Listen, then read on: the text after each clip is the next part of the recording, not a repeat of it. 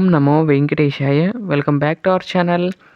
నా వీడియోల్ని చివరి వరకు చూసి దయచేసి లైక్ చేయండి. మీరు లైక్ చేయటం వల్ల ఈ వీడియోలు మరికొందరికి వెళ్తాయి కాబట్టి దయచేసి లైక్ చేయండి.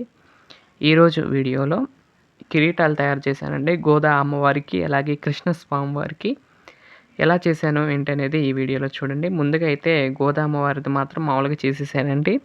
ముందు చూపించే కదండి, అలా అయితే చేశాను.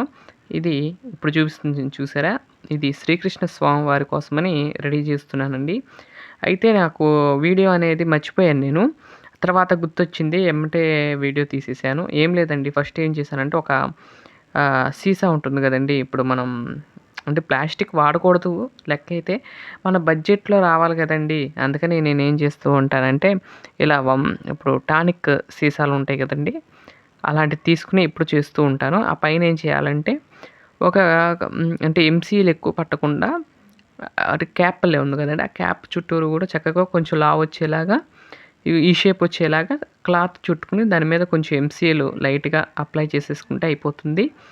ఈ విధంగా అంటే మొత్తం కూడా అప్లై చేసిన తర్వాత ఈ షేప్కి అయితే వస్తుంది. మనం చూసినైతే ఇలా షేప్కి వచ్చిన తర్వాత ఇప్పుడు ఈ విధంగా అయితే పద్మాలు ఉంటాయి కదండి, అలా 4 పద్మాలల్లే ఒక 5 పద్మాలు అయితే తీసుకొచ్చానండి చుట్టూరు.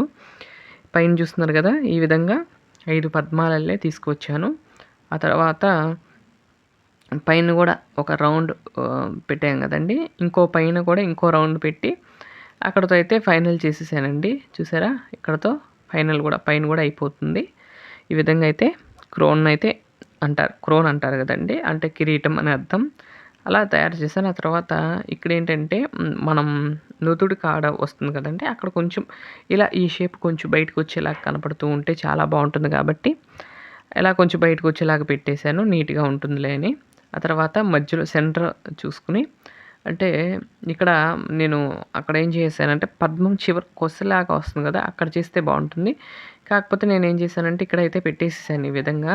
ఏం కాదండి, ఇలా పెట్టుకున్న ఏం కాదండి, మనకు అలంకరణ చేసినాక కిరీటం తెలిసిపోతూ ఉంటుంది. అలాగే చుట్టూరు కూడా రౌండ్ రౌండ్గా డాట్స్ అలా పెట్టేసేసి ఒక డిజైన్ వచ్చేలాగా ఒక మధ్యలో సెంటర్ ఆఫ్ డిజైన్గా పెట్టుకోవచ్చు. అలాగే ఇది మా దగ్గర ఇలా డిజైన్ కూడా రాదు అనుకుంటే మార్కెట్లో శారీస్ మీద వాటి మీద అంటించేవి ఉంటాయి కదండి స్టోన్స్, అవి కూడా తెచ్చి అంటించుకోవచ్చు అండి ఈ ప్రాసెస్లో. నేనైతే ఈ ఉంది కాబట్టి నేను ఈ విధంగా అయితే నేను ఎప్పుడు చేసుకుంటూ ఉంటాను. అంతా మొత్తం గోల్డ్ లాగా ఉండాలనిపించి అలా అయితే చేసుకుంటూ ఉంటానండి. ఎప్పుడూ అంతేను, ఇప్పుడే కాదు, క్రౌన్ చేసేటప్పుడు ఎప్పుడైనా సరే అలా చేస్తూ ఉంటాను. చూసారా, పైన కూడా పెట్టేసాను. చూసారా, ఇలా పెట్టేసిన తర్వాత పైనది రౌండ్ అయితే చేసేసుకున్నాను. లాస్ట్లో అయితే రౌండ్ చేసేసుకోవాలి. అటు ఇటు కొంచెం చిన్నగా కొంచెం లావు వచ్చేలాగా, అంటే ఇప్పుడు ఆ లత అనేది తీసుకొచ్చాం కదండి ఇట్లా రౌండ్గా అది షేప్లో, అక్కడ ఆ పక్కన 2 బొడుపులు అయితే పెట్టేస్తే అయిపోతుంది.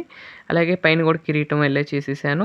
సరే, ఫస్ట్ అయితే పైన ఇలా పెట్టానండి, కొంచెం హైట్ అయిపోతుందేమో అని అనిపించింది, మళ్ళీ తీసేసి మామూలుగానే పెట్టేశాను. ఆ తర్వాత సైడ్లు కూడా ఈ విధంగా సైడ్లు ఉండే విధంగా కూడా పెట్టుకోవాలి. కొంతమంది ఏం చేస్తూ ఉంటారంటే వెనక వైపు కూడా చూపిస్తూ ఉంటారు కొంతమంది. అలాంటప్పుడు ఏం చేయాలంటే రౌండ్గా పెట్టేసుకోవచ్చు. నేను మామూలుగా వెనక వైపు తక్కువ కాబట్టి నేనైతే వెనక కొంచెం వరకు ప్లెయిన్గా అట్టి పెట్టేశానండి. అక్కడ ఎటువంటి ఎంసీలు అయితే వాడలేదు. ఎందుకు అంటే అక్కడ మనం ఎదురుగి బయట ఉత్సవ విగ్రహాలు తీసుకెళ్ళేటప్పుడు కానీ దండలు వేస్తాం కానీ కనపడదు. కనపడేంత వరకు మాత్రం కంపల్సరీ మనం ఎంసీలతో అయితే పెట్టుకోవాలి. చూస్తున్నారా, ఎంతేనండి, చక్కగా అయిపోయింది. తర్వాత ఇలా అక్కడ డైమండ్ షేప్ వచ్చేలాగా చక్కగా డిజైన్లు చాక్తో చేసేసుకోవటమేనండి. ఇప్పుడు చూసారా ఎంత లుక్ వచ్చేసిందో, ఇలా షైన్ వచ్చేసేసింది. అంటే ఆ డిజైన్లు పెట్టంగానే దానికి మరింత లుక్ అయితే వచ్చేసింది. ఈ విధంగా అయితే డైమండ్ అయితే వచ్చేసింది. ఆ తర్వాత మామూలుగా మధ్యలో డాట్స్, చుట్టూరు డాట్స్ అనేది పెట్టేసేసి సైడ్లు కూడా డాట్లు పెట్టేస్తే అయిపోతుందండి. ఇంతేనండి, సింపుల్గా అయితే చేసుకున్నాను అలంకరణ. ఇంకా డిజైన్గా చేసుకోవచ్చు కానీ సరిపోతుందిలే అనిపించింది.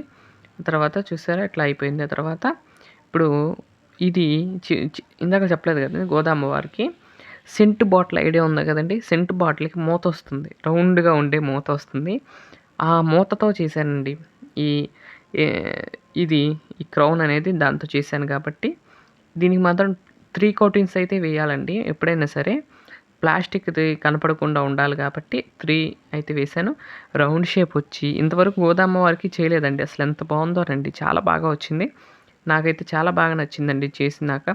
అలాగే సూర్యుడు, చంద్రుడు గూడా పెట్టాను. ఎందుకంటే నిన్న గోదా అమ్మవారి తిరునక్షత్రం జరిగింది. మొన్న 7వ తారీఖు.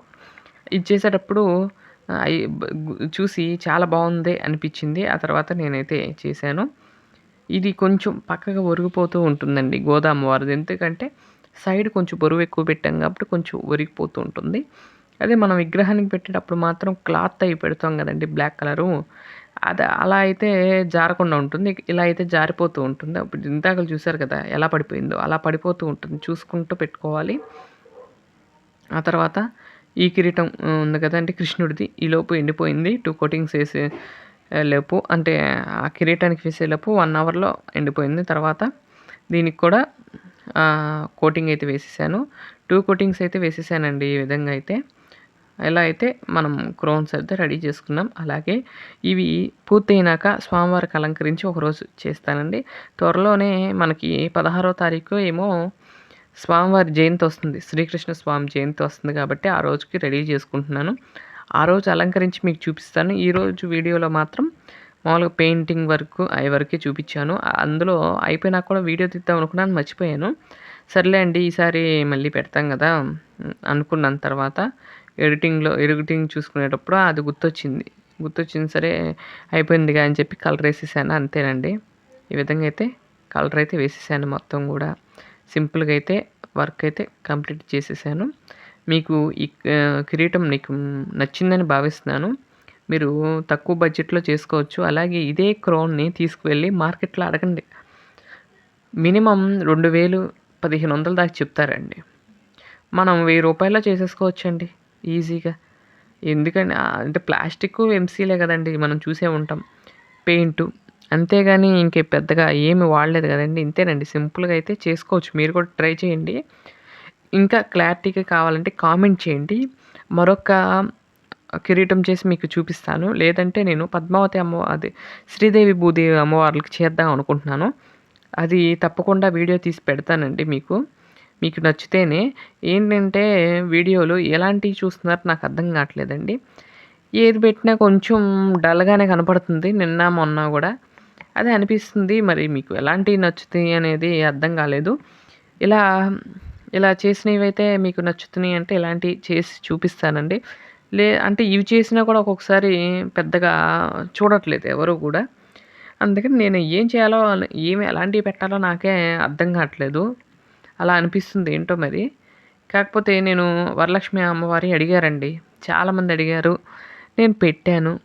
పెడితే దానికి 100, 200 మించి వ్యూస్ రావట్లేదు. మరి వారు చూస్తున్నారో లేదో మరి నాకు తెలీదు గానీ, తక్కువైతే వ్యూస్ అయితే వస్తున్నాయి. మీకు ఎలాంటి వీడియోలు కావాలో కొంచెం నాకు కామెంట్ బాక్స్‌లో పెడితే అలాంటి వీడియోలు చేయటానికి ప్రయత్నిస్తున్నాను. ఇంకా మరిన్ని వీడియోలైతే చేస్తూ ఉంటానండి. ఈ కిరీటాలైతే ఇలా అయితే చేసుకోవాలి. అంటే మామూలు శాంపుల్‌గా చూపించాను మీకు. అసలుగా మళ్ళీ చేసి చూపిస్తానండి. నా వీడియోలు గనక మీకు నచ్చినట్లయితే లైక్ చేయండి, షేర్ చేయండి, సబ్స్క్రైబ్ చేయండి. మరొక మంచి వీడియోతో రేపటి వీడియోలో కలుస్తాను. అంతవరకు సెలవు.